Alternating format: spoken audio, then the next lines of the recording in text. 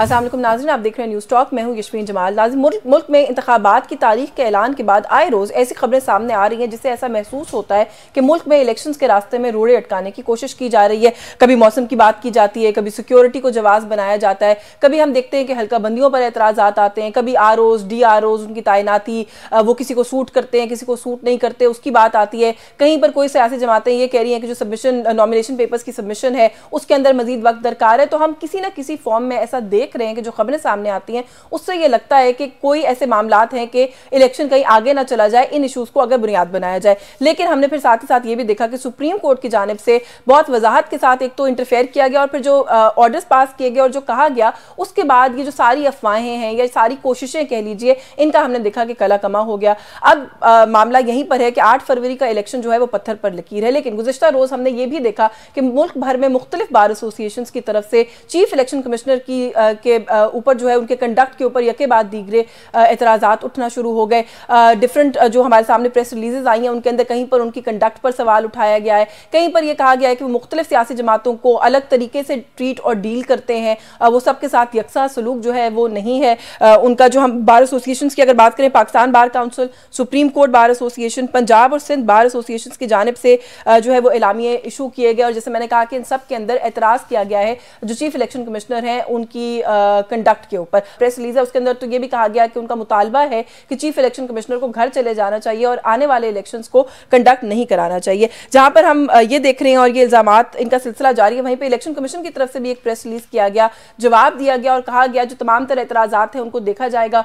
जो मामलात हैं लेवल प्लेइंग फील्ड से जुड़े उनके हवाले से भी कहा गया जी कि इंस्ट्रक्शंस पास कर दी गई हैं कि सभी सियासी जमातों को जो है वो एक तरीके का उनके साथ ट्रीटमेंट या सलूक जो है वो किया जाना चाहिए। ROs DROs के लिए भी इंस्ट्रक्शंस जो है वो इशू की गई कि जो भी लोग आ रहे हैं कागजात नामजदगी लेके उनके साथ एक ही तरह का सलूक रवा रखा जाए। लेकिन in the light of this हमने ये भी देखा कि मुल्क भर में एक सियासी जमात बिलखुसूस उनकी तरफ से ये बात बार बार सामने आ रही है कि उन लोगों को इंतखाबी अमल का हिस्सा बनने के लिए, चाहे वो इलेक्शन कैंपेन हो, चाहे कागजात जमा कराने का अमल हो, उसके अंदर दुश्वारी का सामना करना पड़ रहा है। उमैर नियाजी साहब मियां वाली के अंदर एक इंसिडेंट हमने देखा कि वो हुआ। इस तरह के और भी 1-2 केसेस जो हैं वो रिपोर्ट किए जा रहे हैं कि जहां पर या तो जो शाह महमूद कुरैशी साहब के हवाले से भी बैरिस्टर गौहर खान साहब ने कहा कि उनके सेक्रेटरी से नॉमिनेशन पेपर्स वाली फाइल छीन कर कोई भाग गया। उमैर नियाजी उनके वालिद मियां वाली में उनके कागजात नामजदगी जमा कराने गए तो बताया गया कि एक पुलिस वाले ने कागज लेकर फाड़ दिया और RO ने कहा कि मैं कुछ नहीं कर सकता। तो जहां पर एक तरफ इलेक्शन कमीशन ये इंस्ट्रक्शंस दे रहा है, वहीं पर इस तरह के इंसिडेंट्स भी रिपोर्ट हो रहे हैं।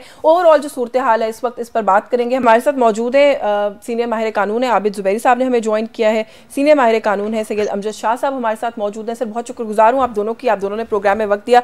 मैं आबिद जुबैरी साहब सर आपसे गुफ्तगू का आगाज़ कर लूँ। Sir supreme court bar association, Pakistan bar council, ये 2 एलामिये जो हैं, ये प्रेस रिलीजेज हैं जो हमारे सामने हैं। सर इसके ऊपर, इसके अंदर जो मामलात हैं उस पर तो जाहिर है बहुत से सवालात किए ही जा रहे हैं, मगर इसकी टाइमिंग के ऊपर भी बड़ा क्वेश्चन किया जा रहा है। सबसे पहले तो सर ये जो एतराज़ किया गया है इस पॉइंट इन टाइम पे chief election commissioner of Pakistan पे, जिन्होंने 8 फरवरी को इलेक्शन करवाना है, इसको कैसे देख रहे हैं? हाँ, बिस्मिल्लाहिर्रहमानिर्रहीम। बहुत शुक्रिया आपका बुलाने का। देखिए, मैं और अमजद शाह साहब दोनों पाकिस्तान बार काउंसिल के मेंबर हैं। आप इनसे ज़रूर पूछिएगा कि इनको इस रेजोल्यूशन का पता था। मुझे तो नहीं पता, मुझे तो मैसेज आया उससे, तो शायद वो बेहतर बता सकें। नहीं पता था नहीं, इनको कि ये उस ग्रुप के हैं जो कंट्रोल करते हैं पाकिस्तान बार काउंसिल, शायद इनसे मुशावरत हुई हो, मुझसे नहीं हुई।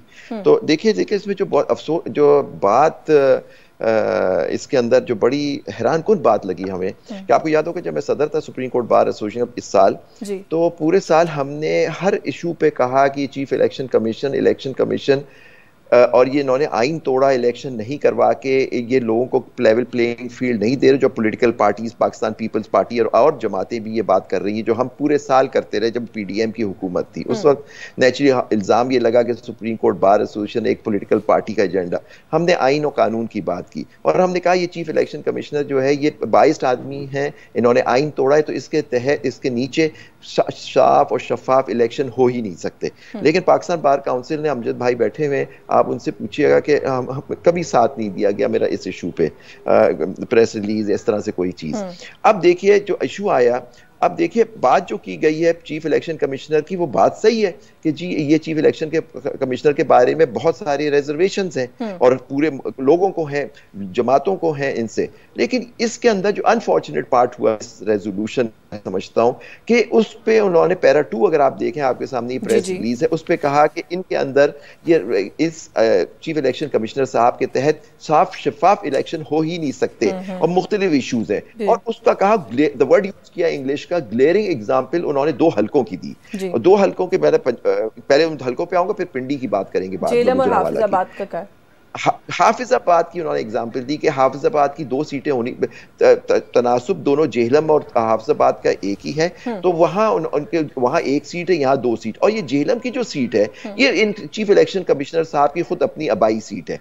और फिर आपने देखा, हमें तो उस वक्त तक नहीं पता था, प्रोग्राम्स हुए उस पर, मुझे भी कई प्रोग्राम से बाद में शाम को जब प्रोग्राम में आया, उस वक्त एक प्रेस रिलीज पता लगा कि चीफ इलेक्शन कमीशन से भी जारी हुई, उन्होंने कहा जेहलम से तो उनका ताल्लुक ही नहीं है, उनका ताल्लुक तो सरगोदा से। तो ये बात फिर इतनी हाईएस्ट बॉडी से ये बात कहना, एग्जाम्पल देना जेल। और हाफिजाबाद की क्या इशू है, विद अटमोस्ट रिस्पेक्ट, हमने सुना कि डिलिमिटेशन का इशू था, जो एहसन बून साहब, हमें बताया गया, अमजद भाई अगर मैं गलत कह रहा हूं तो मुझे प्लीज सही कर देंगे इस बात को, तो उनका केस था डिलिमिटेशन का, वो खारिज कर दिया और उसके बाद ये सारी बातें शुरू हुई। अगर ये बैकग्राउंड, क्योंकि आज देखें नून लीग, मैंने सुना है पीपल्स पार्टी ने, नून लीग ने और पीटीआई ने भी इस रेजोल्यूशन को रद्द किया है और कहा है कि जी इलेक्शन सही वक्त पे होने चाहिए और चीफ इलेक्शन कमिश्नर को तब्दील नहीं होना चाहिए। लेकिन सर अभी given the sensitivity of the matter, क्योंकि इलेक्शन की तारीख का ऐलान हो चुका है, आपने कहा कि आप लोग भी माजी में खिलाफ रहे हैं, इस वक्त आपका भी यही मौकफ है कि अब इन्हीं को रहना चाहिए और ये मसला जो है वो इंटरप्ट नहीं होना चाहिए? देखिए, मैं तो नहीं कहता इनको रहना चाहिए, क्योंकि मैं समझता हूं, मैं तो कहता हूं इनको होना ही नहीं चाहिए। लेकिन इस वक्त अब सुप्रीम कोर्ट ने डिलिमिटेशन के ऊपर देखिए बहुत सारे सवालात थे, डिलिमिटेशन बहुत सारी शिकायत थी, जिसमें एहसन बून साहब, मेरे भी केस हैं, हमें हाई कोर्ट में फाइल किए हुए थे इन्हीं के चीफ इलेक्शन कमिश्नर और इलेक्शन कमीशन के मेंबरान के ऑर्डर्स के खिलाफ। अब सुप्रीम कोर्ट ने एक ऑर्डर पास कर दिया कि जी ये इशू जो होगा इलेक्शन के बाद। डिलिमिटेशन वाले इशू पर मैं आपसे तफसील से बात करती हूँ, मैं थोड़ा सा पहले ये प्रेस रिलीजेस है इन्हीं पे बात। जी प्रेस, फिर देखिए अब इन्होंने कहा कि सुप्रीम कोर्ट हर इनके ऑर्डर की तस्दीक ना करे, ये भी लिखा है, आप देखें लास्ट पैराग्राफ में। और कहा कि ये सुप्रीम कोर्ट बार एसोसिएशन आगे चली गई, उसने तो कहा उनको गो होम, उनको तो घर जाना चाहिए। बात इन्होंने भी ये कही, दोनों की रेजोल्यूशन साथ साथ आई सर। अगर रेजोल्यूशन सिर्फ ये जेहलम, हाफिजाबाद या पिंडी, गुजरांवाला के उस पे है, तो पाकिस्तान बार रिप्रेजेंट द होल कंट्री। इनको कहना चाहिए था डिलिमिटेशन के ऊपर इश्यूज थे, चीफ इलेक्शन कमिश्नर ने सही काम नहीं किया। इवन सुप्रीम कोर्ट ने जो 2 दिन, अच्छा देखिए 2 दिन पहले सुप्रीम कोर्ट ने फैसला दे चुकी है डिलिमिटेशन के बारे में।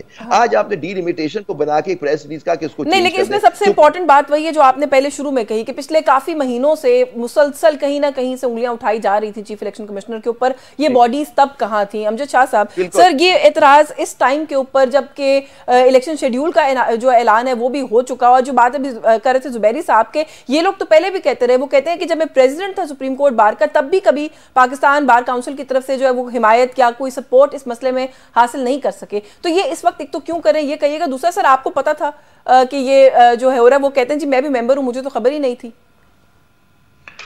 इस तरह से है कि अब जुबैरी साहब को थोड़ा सा मैं याद करा दूं कि एक मीटिंग थी जो तमाम रिप्रेजेंटेटिव की मीटिंग थी, उसमें आबिद जुबैरी साहब एज अ मेंबर भी और as a president supreme court bar भी मौजूद थे। तमाम पाकिस्तान बार काउंसिल के मेंबरान थे, तमाम बार काउंसिल्स मौजूद थी, आबिद जुबैरी साहब थे। और इन्हें याद होगा कि उस दिन, सर माफ कीजिए, मैं मुझे बुलाया नहीं गया था। सर मेरी पूरी बात तो सुन। उसमें 90 डेज की बात हुई, उसमें इलेक्शन कमीशन पे रिजर्वेशंस हुई, आप थे, चौधरी इश्तियाक साहब थे, मुझे याद है, ये सारे हम लोग वहां पे मौजूद थे। उसके बाद आप जल्दी चले गए, लेकिन आप थे उस दिन। मैं आपको उस पे जो वो कह रहे हैं मुझे बुलाया ही नहीं गया, आप कह रहे हैं वो थे। नहीं, उसमें थे। वो वाली मीटिंग जो थी वो उस वक्त जब 90 डेज में इलेक्शन करने वाली बात थी, और उस वक्त इलेक्शन कमीशन का जो तरीकाकार था उस पर रिजर्वेशंस थी। तमाम बार काउंसिल्स, बार एसोसिएशन और इंक्लूडिंग आबिद जुबैरी साहब जो थे एज अ प्रेसिडेंट भी उसमें मौजूद थे, और इन्होंने वहां पर ये सारों का मुत्तफिका ये फैसला था कि इलेक्शन कमीशन जो है, इनका जो रवैया है वो शफाफ इलेक्शन कराने का नहीं लगता, और 90 डेज में इलेक्शन कराएं। ये सारी जो चीजें थी ये उस वक्त डिस्कस हुई थी। अभी मैं आपको दूसरा ये बता दूं, बिल्कुल ठीक है, मुझसे मशवरा किया गया था। आज खैबर पख्तूनख्वा बार काउंसिल का भी एक स्टेटमेंट आई है शायद आबिद जुबैरी साहब के नॉलेज में होगी, जिसमें उन्होंने खैबर पख्तूनख्वा में डीलिमिटेशंस और सीटों के कम करने पर तहफ़्फ़ुज़ात का इज़हार किया है। मैं आबिद जुबैरी साहब को प्रोग्राम के बाद व्हाट्सएप भी कर दूंगा। Thank you sir. और उसमें भी खैबर पख्तूनख्वा बार काउंसिल ने भी आज चीफ इलेक्शन कमीशन पर तहफ़्फ़ुज़ात का इज़हार किया है। अब रह गई और सब क्या पाकिस्तान बार काउंसिल, क्या सुप्रीम कोर्ट बार, जितनी बार एसोसिएशन है आज भी, और जब आबिद जुबैरी साहब प्रेसिडेंट थे उस वक्त से, ये तो आबिद जुबैरी साहब का जो स्टांस था वो ही कैरी ऑन करके सारे आगे चल रहे हैं। नहीं, लेकिन इसमें एक बात तो है ना, जो बात जुबैरी साहब कर रहे थे, ये जो अभी ये एलामिया सामने आए हैं सर, ये तो प्रॉपर चार्ज शीट्स हैं चीफ इलेक्शन कमिश्नर के खिलाफ, और उनको आइडेंटिफाई कर करके कि क्या मसला है। आखिर में ये भी कहा गया, वो जो कहा कि जी गो होम, ये इतना असर्टिव, इतना सख्त जो वो है मौक़िफ़ है, पहले तो नहीं आया सर सामने। एक बात और मैं आज कर दूं कि जिस तरह से वक्त गुजरता है ना, तो सारी चीजें क्लियर होती जाती हैं। आज देखिए, आबिद जुबैरी साहब ने बताया कि नून लीग ने भी इस एलामिये को रिजेक्ट कर दिया। उन्होंने कहा नहीं, ये इलेक्शन कमीशन होना चाहिए। कम से कम ये तो हमारे ऊपर से हट गई बात कि हमने नून लीग के कहने पर ये सब कुछ किया था। हाँ। अब रह गई बात सर, आप ये कह रहे हैं, मैं आपको फिर इंटरप्ट कर रही हूँ, लेकिन हामिद खान साहब ने भी कहा कि आप लोगों ने किसी के इशारे पर ये सब कुछ किया है। एतजाज एहसन साहब ने कहा कि आप इस प्रेस रिलीज को इन्वेस्टिगेट कर लें, इन दोनों को इसका खुरा आजम नजीर तारड़ या नवाज शरीफ से जाके मिलेगा। तो इल्जाम तो सर अभी भी लग रहा है। मैं एक बात आपको बता दूं, ये जो बार एसोसिएशन, आबिद जुबैरी साहब तो इसका हिस्सा है। मतलब ये बार एसोसिएशंस कभी भी किसी पॉलिटिकल पार्टी के इन्फ्लुएंस में नहीं रहे, ये कभी जर्नैलों के इन्फ्लुएंस में नहीं आए, फौज के इन्फ्लुएंस में नहीं आए, तो ये किसी सियासी लीडर के इन्फ्लुएंस में क्या आएंगे। आज ठीक है, आजम नजीर तारड़ साहब जो हैं वो नवाज शरीफ साहब के बहुत करीब है। कल फरोग नसीम साहब थे, वो बहुत करीब थे इमरान खान साहब के, उनके लॉ मिनिस्टर थे। तो कितनी बातें जो थी उस वक्त, जो हामिद खान साहब के जो ग्रुप के एसोसिएशंस थी, कितनी आप फरोग नसीम साहब की बात मानते थे? कभी भी नहीं मानी, ना उनकी मानी, ना कभी आजम नजीर तारड़ साहब की किसी ने मानी है। ये बार एसोसिएशन और बार काउंसिलें बिल्कुल इंडिपेंडेंट हैं, ये अपनी सोच, अपने तरीक़ाकार पर चलती हैं। ये कभी किसी पॉलिटिकल पार्टी के या अपने किसी ऐसे दोस्त साहब का सर इसके अंदर कोई रोल, कोई ज्यादा इफेक्टिव एक्टिव रोल, क्योंकि वो भी बड़ा एक वो है मामला है और माजरा है कि एहसन भून साहब का कोई झेलम के साथ खास तौर पे इस डीलिमिटेशन का कोई इशू है, और उन्होंने खास तौर पे उसको शामिल भी करवाया इस प्रेस रिलीज के अंदर। अच्छा, मुझे इस बात का तो नहीं अंदाजा, क्योंकि एहसन भून साहब का इतना रोल नहीं है, क्योंकि वाइस चेयरमैन, चेयरमैन एग्जीक्यूटिव और प्रेसिडेंट सुप्रीम कोर्ट बार, इन पे मशावरत तो जरूर सारे कर सकते हैं, लेकिन इन्फ्लुएंस मैं नहीं समझता कि एहसन भून साहब या आजम नजीर तारड़ साहब किसी को यही चार हल्के क्यों मेंशन किए गए, यही चार एरियाज क्यों मेंशन किए गए जो अभी जुबैरी साहब भी बात कर रहे थे? हाँ, आज खैबर पख्तूनख्वा तो मिसाल दी उन्होंने ना, और इसी तरह आज खैबर पख्तूनख्वा बार काउंसिल का स्टेटमेंट आई है, आप उसको देखें।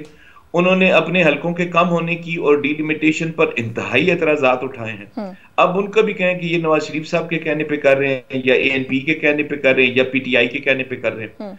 हुआ इस तरह कि जिस वक्त भी कभी भी हमेशा डीलिमिटेशन पे बेपनाह एतराजात होते हैं। 2018 में भी हुए, 13 में भी हुए, हमेशा से होते हैं, क्योंकि लोगों के ज़हन में ये बात होती है कि एस्टैब्लिशमेंट जिसको जिताना चाहती है उनकी मर्जी के हलके बनाए जाते हैं, और जिन लोगों को हराना हो उनके हलकों को डिस्टर्ब किया जाता है, और जिनको जिताना हो उनकी मर्जी के हलके बनाए जाते हैं। ये पाकिस्तान की तारीख है और हमेशा से इस पे एतराजात होते हैं। डीलिमिटेशन वाला जो इशू है, जी जी, इसमें मैं आप लोगों से बात करती हूँ। मुझे वैसे एक ब्रेक पे भी जाना है, लेकिन उससे पहले सर अगर एक क्विक कमेंट जुबैरी साहब आप कर दें। सर ये जो क्योंकि आप रहे हैं प्रेसिडेंट जो है सुप्रीम कोर्ट बार एसोसिएशन के, सर गैर मौजूदगी में किसी के बिहाफ के ऊपर कोई प्रेस रिलीज इशू की जा सकती है? सुप्रीम कोर्ट बार एसोसिएशन के प्रेसिडेंट मुल्क में मौजूद ही नहीं है सर, गालिबन उम्रे की अदायगी के लिए सऊदीया में मौजूद है, तो सर उनके नाम से ये प्रेस रिलीज आ गई। अच्छा, मैं प्लीज़ एक अमजद भाई को दिखा दूं, जो पाकिस्तान बार ने जो भी आपने रिप्रेजेंटेटिव कन्वेंशन बुलाया सर, वो हमारे ऑफिस के साथ ही होता था। मुझे उसकी इनविटेशन भी नहीं मिली। मैं आपको बता रहा हूँ, आप दिखा दें किसी कोई मिनट्स में जिसने मैंने साइन किया हो। मैंने जब कन्वेंशन किया लाहौर वगैरह, मैंने आपको पर्सनली आप लोगों को फ़ोन किया कि आप उसमें आप शामिल नहीं हुए सर। तो प्लीज़ आप देख लीजिए, शायद मुझे मुगालता हो रहा है, लेकिन मैंने कोई पाकिस्तान बार काउंसिल की अंडर कोई अटेंड नहीं की एज प्रेसिडेंट सुप्रीम कोर्ट और मेंबर पाकिस्तान बार बार काउंसिल कोई जो बात फरमा रहे थे। दूसरी बात है सदर उम्रे पे हैं इस वक्त, सदर सुप्रीम कोर्ट बार। देखिए हो सकता है क्योंकि दोनों की एक ही ग्रुप कंट्रोल कर रहे हैं, हो सकता है इनसे जो सेक्रेटरी साहब हो जो सुप्रीम कोर्ट बार के, उन्होंने उनसे मुशावरत की हो उम्रे पे, उनसे कहा होगा कि जी पाकिस्तान बार ने ये रेजोल्यूशन पास कर दिया, हम भी पास कर दें। हो सकता है उनकी मुशावरत हुई हो, आप देखिए नाम उन्हीं के शहजाद शौकत साहब के नाम से ही शुरू हो रही है रेजोल्यूशन, तो ये हो सकता है उनसे फोन पे इजाजत दे के उनको दिखाई गई हो, उन्होंने उसको अप्रूव किया हो। तो इसमें कोई आई नहीं समझता कि कोई ऐसी बात है मुल्क में नहीं हो तो रेजोल्यूशन नहीं आ सकती, क्योंकि साइन तो रेजोल्यूशन सेक्रेटरी साहब ने किया है और अली इमरान साहब ने, आप देखिए साइन जी बिल्कुल उनकी सिग्नेचर है, बिल्कुल उन्हीं का सिग्नेचर। मुझे एक ब्रेक लेनी है सर, ब्रेक से वापस आके जो डिलिमिटेशंस वाला मामला और उन पर एतराजात की बात है, सुप्रीम कोर्ट ने बड़ा कैटेगोरिकली कहा है कि क्योंकि अब इलेक्शन शेड्यूल आ गया है, 8 फरवरी को इलेक्शन है, डिलिमिटेशंस पर एतराजात अब नहीं सुने जा सकते। कैसे ये मामला आगे प्रोसीड करेंगे, इस पर बात करेंगे इस ब्रेक के बाद। हमारे साथ रहिए।